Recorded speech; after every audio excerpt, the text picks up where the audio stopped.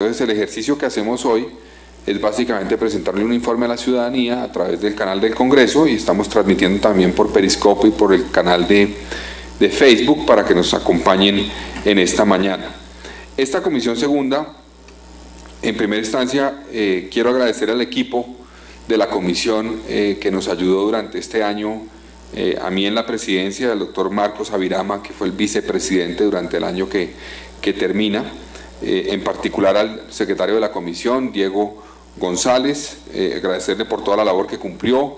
la ayuda que nos dio y el apoyo permanente que le dio a la comisión para que pudiéramos cumplir nuestra misión. A Claudia Alzate, la subsecretaria que nos acompaña también,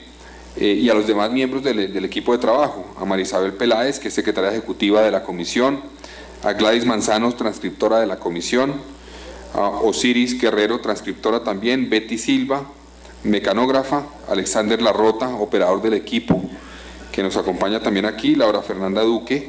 y Norma Constanza Llanos, que son el equipo de la Comisión Segunda del Senado. Esta comisión, desde el 20 de julio del año 2015 a la fecha, tramitó los siguientes proyectos. Fueron presentados 36 proyectos de ley a la comisión, de los cuales 22 fueron aprobados. Quedaron 11 pendientes de trámite, se retiraron 3 proyectos, realizamos 19 debates de control político en este periodo,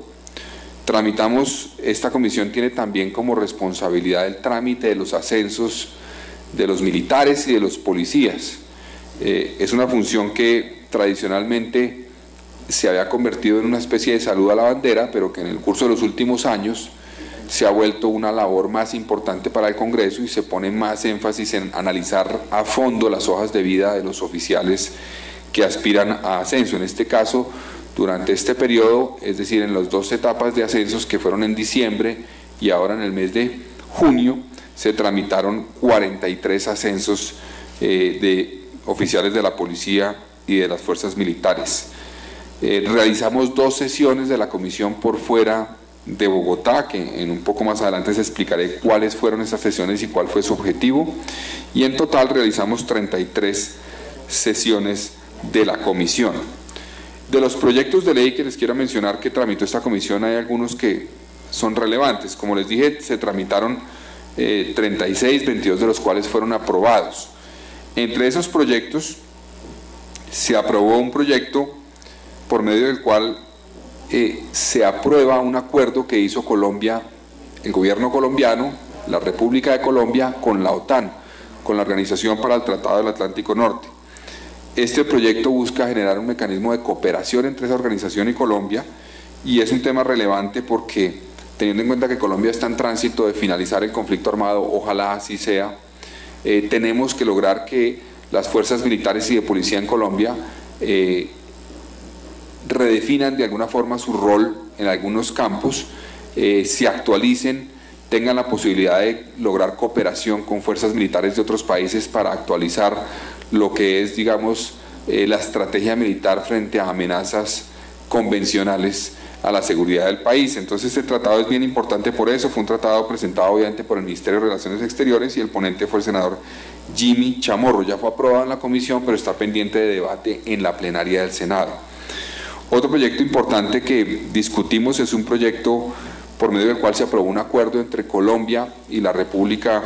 Francesa que busca generar protección y fomento a las inversiones de manera recíproca,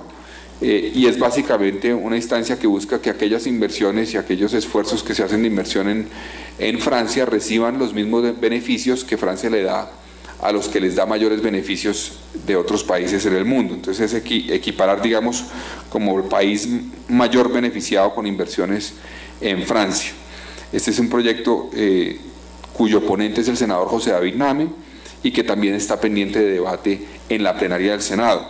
Otro proyecto que me pareció importante mencionar acá, de los que fueron aprobados en la comisión, es un tratado de libre comercio con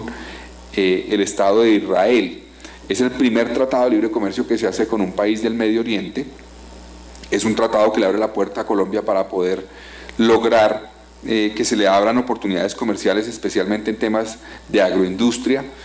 también intercambio de herramientas que tienen que ver con tecnología, innovación y desarrollo agropecuario. En ese debate hubo una discusión por lo que tiene que ver, digamos, con lo que ha firmado Israel de tratados con otros países o con otras regiones, como el caso de la Unión Europea, y el gobierno colombiano nos manifestó que esas preocupaciones que existen, por ejemplo, de la autoridad palestina frente a este acuerdo, se pueden resolver en la práctica y no es necesario que en el acuerdo de comercio quede estipulado, por ejemplo, que aquellos productos que surjan de los territorios llamados territorios ocupados tengan algún tipo de identificación, como ocurre en el caso del tratado de comercio que hizo el Estado de Israel con Europa. Entonces, es un tratado bien importante que fue aprobado ya en la comisión y que está pendiente de debate en la plenaria. El ponente es el saliente presidente del Congreso, el senador Luis Fernando Velasco. Entre los debates de control político más relevantes que realizó esta comisión, quiero destacar los que tienen que ver con los debates que realizó el Centro Democrático y más concretamente citado por los senadores Paola Holguín, Tania Vega de Plazas y León Rigoberto Barón, sobre las incursiones de Fuerzas Armadas venezolanas a territorio colombiano. Este debate se realizó en octubre del 2015 y obviamente hizo presencia aquí el ministro de Defensa y las demás autoridades para responder frente a lo que estaba ocurriendo en algunos puntos de la frontera que afectaban obviamente la seguridad nacional. Otro debate que se realizó también citado por los senadores del Centro Democrático y particularmente la senadora Tania Vega y la senadora Paola Holguín es el que tiene que ver con el régimen salarial y prestacional de los miembros de la fuerza pública. Este se realizó en el mes de noviembre del año pasado y fue un debate que buscó respuestas a la problemática que tienen el personal del nivel ejecutivo de la Policía Nacional en particular, donde hay un represamiento grave que ha generado inconformidad en varios sectores de la fuerza pública, y esta comisión, como responsable del tema de seguridad y seguimiento y control político a la policía y al Ministerio de Defensa, realizó el debate. También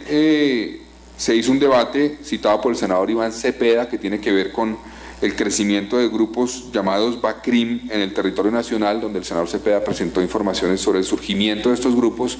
y la presencia de los mismos en varias zonas del país. El debate lo hicimos en diciembre del 2015. Esto me lleva a hablarles de dos debates que realizamos fuera de Bogotá y que tienen que ver en cierta forma con las informaciones que les he presentado de lo que hizo la comisión en otros debates. Un debate es el debate que fue citado por el senador Mauricio Liscano y que fue suscrito por todos los miembros de la Comisión Segunda y que tenía que ver por la situación de los deportados de Venezuela, los colombianos, ciudadanos colombianos que fueron deportados de Venezuela tras muchas arbitrariedades de parte del gobierno venezolano en el momento en que el presidente Nicolás Maduro decidió cerrar la frontera. A raíz de esto, el senador Liscano presentó la proposición y decidimos desplazarnos a la ciudad de Cúcuta, donde realizamos una sesión en el Consejo de Cúcuta inicialmente, donde participaron los concejales de Cúcuta, donde estuvo presente también el senador Andrés Cristo, que tiene presencia especial en esa región del país, y luego nos desplazamos, también hizo presencia allí representantes de la Gobernación, de la Defensoría del Pueblo, y luego nos trasladamos a varios puntos de albergues en la frontera, donde fueron recibidos varios ciudadanos colombianos con sus familias. Nos presentaron la forma como estaban llegando, la forma como los estaban atendiendo, los mecanismos que estaban buscando implementar para garantizar que esas personas que fueron deportadas puedan regresar y no quedarse en la frontera, sino regresar a sus lugares de origen en Colombia, etcétera. Y nos desplazamos directamente a la frontera, al lado del río, donde vimos la situación dramática que se estaba viviendo por la forma como los ciudadanos estaban también por miedo desplazándose y regresando a territorio colombiano. Algunos eran obligados y, digamos, deportados a través de los mecanismos, digamos, convencionales que existen para la deportación, pero otros, digamos, decidían regresar a Colombia por cuenta del miedo que les producía ser señalados, como ocurrió en varias zonas de la frontera. Este fue uno de los debates que hicimos, que fue bien importante y que me parece que vale la pena destacar. Un segundo debate que también realizamos fuera de Bogotá fue un debate a raíz de lo que se llamó el paro armado del clan Úsuga y de estas bandas criminales que amenazaron en varias regiones de la costa atlántica a las poblaciones, y esto tuvo un impacto particular en la zona del Urabá antioqueño. Por eso, por sugerencia del senador también Mauricio Liscano, el senador Chamorro y yo como presidente de la comisión presentamos una proposición citando un debate en Apartadó. En ese municipio pues fuimos con la comisión segunda, se hizo presente el ministro de Defensa Luis Carlos Villegas. En el debate, digamos, se evidenció que había ocurrido sin lugar a dudas una acción que había generado temor en la población, en los comerciantes, que había llevado a que se paralizara la actividad normal de varios departamentos y varios municipios de la región, y la respuesta del gobierno era que básicamente había sido un esfuerzo, digamos, de generar terror sin capacidad real operativa de estos grupos. Quedó un poco en el aire, en todo caso en el debate, que sí existe un temor fundado por parte de la comunidad, y esto llevó inclusive a que el ministro de Defensa anunciara en el marco del debate que hicimos en Apartado, que se tomaba la decisión que esas organizaciones como el Clan Úsuga y los demás que son considerados bandas criminales de cierto nivel puedan ser atacados con mecanismos adicionales que no se utilizaban contra ellos, particularmente los bombardeos por parte de la fuerza pública. Ese tipo de bombardeos se utilizaba y se ha utilizado para atacar, digamos, a la guerrilla en sus campamentos cuando están, digamos, en algún sitio identificado por parte de la fuerza pública, u otro tipo de grupos ilegales como los paramilitares en el pasado, pero no se había utilizado hasta ahora frente a estos grupos de bandas criminales que surgieron, que son bandas de narcotráfico que buscan tener un control de territorio, etcétera, etcétera. Y la decisión, en el marco de este debate, la anunció el ministro de Defensa para que ya se pueda utilizar esta herramienta como una herramienta que permita ser más eficaces en la lucha contra estos grupos ilegales. Estos fueron, digamos, básicamente los debates más importantes y relevantes que realizó la comisión en general como un todo. Yo quiero también aprovechar esta rendición de cuentas para informar aquellos debates y ponencias en las que participé yo directamente. Yo como presidente fui el ponente del proyecto de ley número 71 de 2015 Senado, por medio del cual se aprueba el Estatuto de la Conferencia de la Haya de Derecho Internacional Privado. Básicamente esto es una herramienta que busca generar, digamos, unas reglas para la relación o el intercambio o las discusiones en términos jurídicos entre privados, y esto, digamos, es cada vez más relevante con el tema de la globalización y el aumento de las relaciones entre los estados. También se aumentan las relaciones entre los privados a nivel internacional, y si bien Colombia no era miembro de esta conferencia, había adoptado ya 5, digamos, códigos o elementos que había generado esta conferencia. Con este proyecto de ley se busca que Colombia entre a ser parte integral ya de la conferencia, y como tal no solamente pueda eventualmente,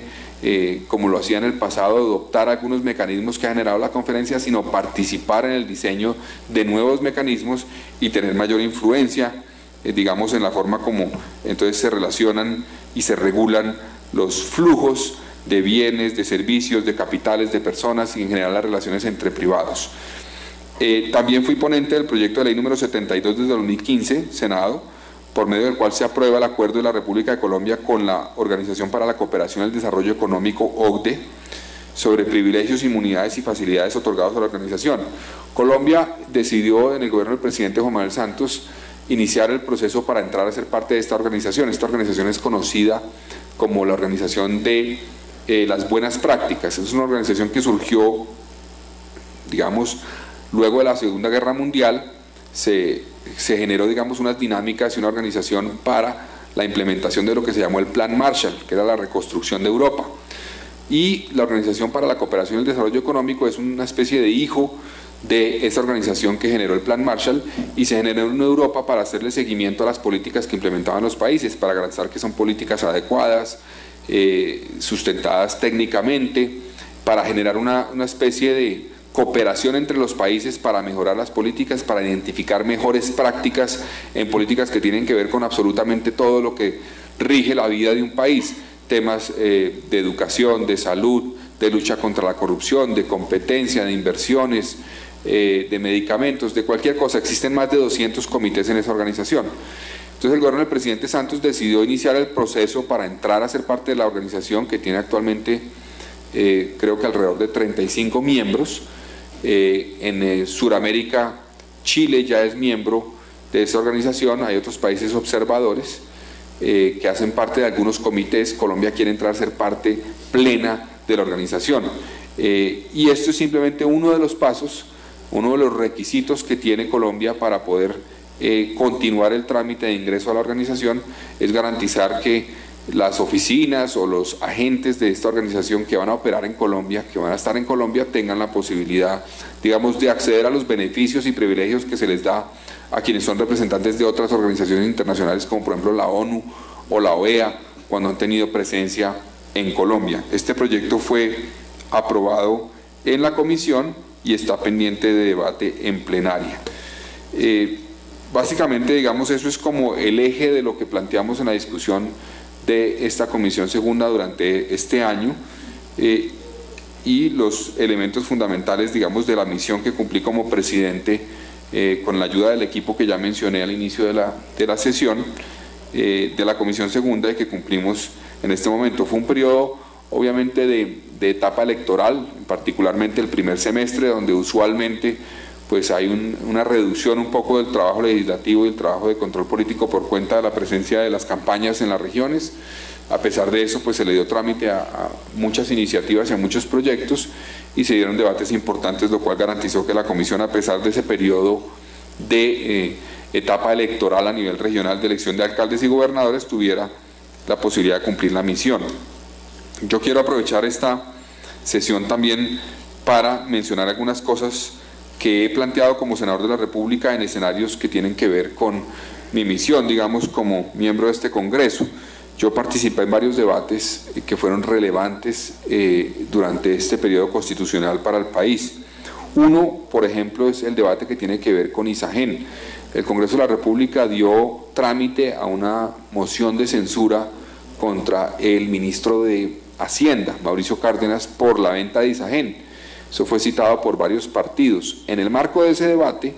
lo que presenté yo como ponencia y como posición de parte del Partido Cambio Radical, como vocero del partido que soy en la plenaria del Senado,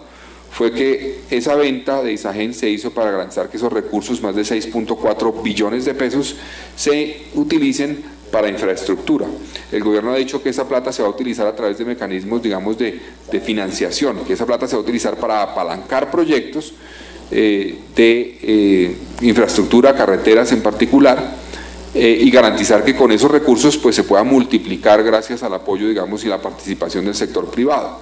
La preocupación que yo presenté en el debate que le hicimos al ministro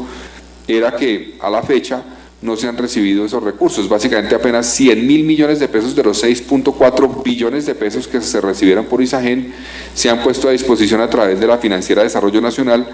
de proyectos de infraestructura en el país. Entonces el llamado que le hicimos es que no le podemos poner conejo a los colombianos anunciando, digamos, que una plata se va a utilizar para infraestructura y solamente tener un porcentaje mínimo ya a disposición de los proyectos de infraestructura. El llamado lo hicimos y el gobierno se comprometió en el marco de ese debate a garantizar que esa plata se utilice toda para infraestructura. Quedamos, recuerdo, algunos proyectos pendientes de financiación que le dimos al gobierno. Estaba, por ejemplo, uno de los 3 tramos de la carretera Bogotá-Villavicencio que requiere financiación adicional, que no la tiene, la conexión de Ocaña-Cúcuta y una parte de la carretera que conecta a Popayán con Pasto, que requiere recursos, y fueron 3 ejemplos de carreteras que todavía no tienen, digamos, los recursos garantizados para que haya el cierre financiero, y que esta plata de Isagen puede servirle a esas regiones para que se concreten esos proyectos. Otra participación importante que tuve como senador y como vocero del Partido Cambio Radical en el marco de las discusiones que dio la plenaria es la que tuvo que ver con el acto legislativo para la paz, como se ha llamado. Es un acto legislativo que presentó el Gobierno Nacional, que guarda relación con el proceso de paz del gobierno colombiano con las FARC, y que busca dar unas herramientas para que una vez se firmen los acuerdos de paz, esos acuerdos de paz puedan, en el marco de las funciones que tiene el Congreso de la República, entrar al ordenamiento jurídico colombiano. Por eso el proyecto le dio, por ejemplo, por una parte, unas facultades extraordinarias al presidente de la República para la expedición de unos decretos ley en algunos temas que guardan relación con el acuerdo de paz. También se garantizó que haya un mecanismo para reformar la Constitución que, digamos, sea más expedito frente a lo que es la reforma de la Constitución tradicionalmente a través de 8 debates. Esto se va a hacer a través de solamente 4 debates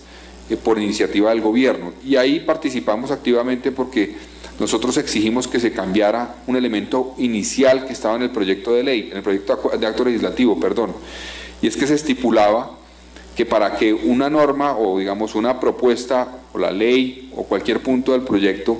cuando se presente a través de ese mecanismo que está en el acto legislativo, se apruebe, simplemente se requería que no hubiera una mayoría en contra. Es decir, hay una especie de presunción de aprobación de cualquier proyecto y consideramos que eso era equivocado y presentamos una proposición en compañía de varios senadores donde buscamos que se volviera al mecanismo tradicional de que para que sea aprobado un acto legislativo en el marco de estas, digamos, funciones especiales o trámite especial que se va a hacer en el Congreso, se requieran las mayorías que siempre se han requerido en el Congreso de la República y no se invirtiera esa digamos, exigencia para la aprobación. Vinculado con esto fue en el segundo debate de este acto legislativo, también en el último debate, teniendo en cuenta que el Gobierno Nacional anunció un acuerdo con las FARC para blindar los acuerdos de paz, para garantizar que esos acuerdos tengan, digamos, una sostenibilidad o se mantengan, digamos, un blindaje, el gobierno colombiano buscó que en el acuerdo se incorporara en el acto legislativo un parágrafo y un artículo adicional que incorporaba, digamos, todo el procedimiento de ese blindaje al marco jurídico colombiano. Nosotros en el Senado no tuvimos la posibilidad de debatir en octavo debate este proyecto porque ya había pasado por acá y estaba en Cámara. Por eso, a través de un debate que cité como miembro partícipe en la plenaria y como vocero de la bancada de Cambio Radical, logramos que el Gobierno Nacional viniera acá, que viniera el doctor de la Calle al Congreso, a la plenaria, que explicara en detalle lo que significaba las implicaciones de ese acuerdo de blindaje y que nos respondiera que en el debate de Cámara y luego en la conciliación que se traería al Congreso en general, plenarias de Cámara y Senado, se incluyera que todo ese procedimiento de blindaje que se estableció para que el acuerdo de paz, digamos, quedara blindado y no hubiera riesgos de que hubiera inseguridad jurídica, dependía de la refrendación. Es decir, solamente el acuerdo de paz entrará al trámite que se estipuló en ese acto legislativo para la paz, de una ley aprobatoria y de una inclusión en la Constitución colombiana, sino hasta que los colombianos se hayan pronunciado a través del plebiscito. Antes no se podrá, y en caso de que los colombianos en el plebiscito se manifiesten en contra de lo firmado en La Habana, cuando se conozca lo firmado en La Habana, tampoco se podrá incluir obviamente en el marco jurídico colombiano lo que quede estipulado allá. De esa forma blindamos el hecho de que cualquier reforma de fondo que se va a hacer, cualquier mecanismo jurídico que se va a incorporar en la Constitución, cualquier mecanismo para garantizar la incorporación de estas personas a la vida civil, para que se les garantice, digamos, el acceso a mecanismos de justicia transicional, dependerá de que los colombianos se pronuncien favorablemente en el marco del plebiscito que se realizará, según nos han dicho, 2 meses después de la firma del acuerdo. Estos son, digamos, algunos de los elementos fundamentales que yo quería mencionar y quiero, para terminar,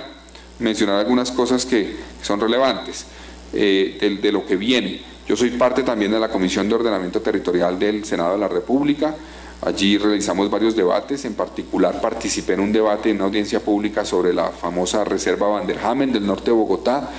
y tratamos de abrir la discusión para que no se limitara a una discusión sobre lo que hay en el papel, la proyección de la reserva, sino un debate sobre cómo va a crecer la ciudad de Bogotá, cómo debe crecer, y creo que es un debate que es relevante no solamente para Bogotá, sino para todas las ciudades del país, cómo se relacionan con los municipios aledaños, cómo se ocupa el territorio, cómo se garantiza que los proyectos que se realicen de vivienda o de cualquier otro tipo de uso alrededor de las ciudades se hagan acorde con la ley y garantizando acceso a servicios públicos, a agua, a saneamiento básico, que se haga también garantizando un acceso a sistemas de movilidad para que no generemos en algunos casos desarrollos que tengan graves problemas de conectividad con el resto de las ciudades o con el resto de las regiones. Es un debate que se dio en el marco de la Comisión entonces de Ordenamiento Territorial y que esperamos seguir en el próximo año, porque hemos iniciado unas investigaciones sobre la forma como se han reformado los POTs en la Sabana de Bogotá y creemos que hay graves irregularidades que esperamos se conozcan, se vigilen, se sancionen por parte de las autoridades competentes y que tienen que ver con un elemento fundamental, es cómo ocupamos el territorio, cómo respetamos el medio ambiente y cómo garantizamos que el país, en un escenario que es las ciudades, que tienen ya más del 75% de la población colombiana, crecen de manera sostenible. Entonces, ese es un tema fundamental. Y vamos a presentar algunos proyectos que infortunadamente no han tenido trámite. Uno fue el proyecto que reglamenta el lobby o cabildeo en Colombia. Este es un tema que no está reglamentado, está permitido por la Constitución. Cuando, por ejemplo, se presenta un proyecto de ley, aquí pueden venir al Congreso o a una autoridad competente si se va a discutir una norma o una decisión administrativa, representantes de un gremio que se vea afectado o beneficiado por esa decisión. Eso está permitido, pero no está reglamentado, entonces se presta para todo tipo de irregularidades. Muchas veces que las normas se definan por cuenta de quien tiene más capacidad de presionar en una instancia como puede ser el Congreso o como puede ser un ministerio. Entonces lo que buscamos con ese proyecto de ley es garantizar que se permita, obviamente, pero que se permita de manera reglamentada y transparente y que la ciudadanía pueda tener acceso a la información de quién busca incidir en la definición de una norma, por qué razones, por qué motivo y si lo logra, si esto tiene que ver con una, digamos, razón de interés general o simplemente fue un beneficio que se le dio a un sector en particular. Entonces, ese proyecto tuvo trámite, fue aprobado en comisión primera, no tuvo trámite en la plenaria, vamos a volverlo a radicar en el mes de julio. Vamos a radicar también una iniciativa que busca darle a los ciudadanos herramientas para que puedan conocer, digamos, todo el ciclo de los recursos públicos. Cuando los colombianos a través de su gobierno definen gastar plata en un proyecto, a través de los mecanismos que existen en la ley de planeación, de contratación, de seguimiento, de implementación, etcétera, buscamos que esas herramientas que existen hoy en Colombia, como el SECOP, como otras que tiene Planeación Nacional, se conecten, se comuniquen y un ciudadano, pensando desde el punto de vista del ciudadano, pueda hacerle seguimiento a cada centavo. Un ciudadano que vive, por ejemplo, en el departamento de La Guajira, pueda saber, aquí se han hecho inversiones para acueductos, quiero saber qué inversiones se han hecho y que el sistema de manera fácil, con fácil acceso, con lenguaje claro, sin enredar a la ciudadanía, le presente, aquí se están haciendo inversiones, por tanto, la plata la ha entregado tal instancia del gobierno, puede ser nacional, departamental, municipal, la ejecución va en tal cosa, el contratista es este y aquí hay elementos que le permiten a usted hacer control social, o eso puede pasar en La Guajira, puede pasar en Amazonas, en Bogotá, en Medellín, en Cali, en Chocó, garantizar que creamos una instancia donde la ciudadanía pueda hacer control social de manera efectiva, fácil, sin tener que entrar a presentar una cantidad de derechos de petición que muchas veces no le contestan, que se demoran en contestarla. Entonces es una herramienta que buscamos a través de un proyecto de ley, garantizar que el gobierno la haga, la ponga en funcionamiento y esperamos que en particular, teniendo en cuenta que se viene eventualmente un posconflicto y una construcción, digamos, de muchos proyectos a nivel territorial, que esa herramienta exista, se implemente y se utilice en el marco del posconflicto para que todos podamos saber esa plata que va a ir destinada a proyectos del posconflicto, si se gasta bien, en qué se gasta y en qué tiempo se gasta. Y también queremos presentar otras herramientas que tienen que ver con proteger a los denunciantes de casos de corrupción, para garantizar que en Colombia una persona que denuncia un caso de corrupción no se enfrente a graves riesgos como porque, por ejemplo, que lo persigan, que lo amenacen, que lo boten del trabajo. Eso no existe en Colombia hoy y creemos que es fundamental que el país, en el marco de todo el andamiaje anticorrupción, tenga esa herramienta para garantizar que logramos que quienes conocen información de casos de corrupción tengan la libertad y la tranquilidad y la protección de revelarle eso a las autoridades competentes. Estos son como elementos fundamentales de lo que presentaré a partir del mes de julio, en compañía además con otros senadores. Por ejemplo, en este periodo presentamos un proyecto al cual me invitó la senadora Claudia López y la senadora Angélica Lozano, de transparencia legislativa. Infortunadamente no se aprobó, pero vamos a volver a presentarlo porque creemos que es fundamental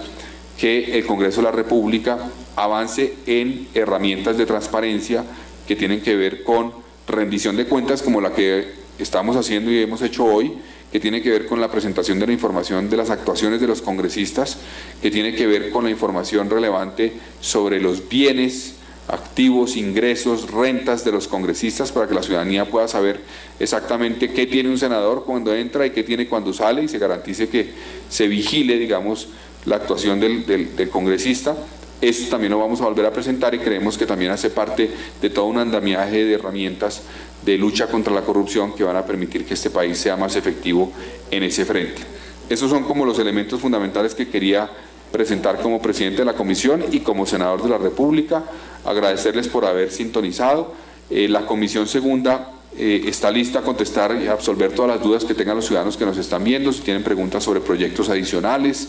si tienen inquietudes sobre debates o si tienen propuestas, pueden enviarlos a la comisión segunda. Diego nos puede dar los datos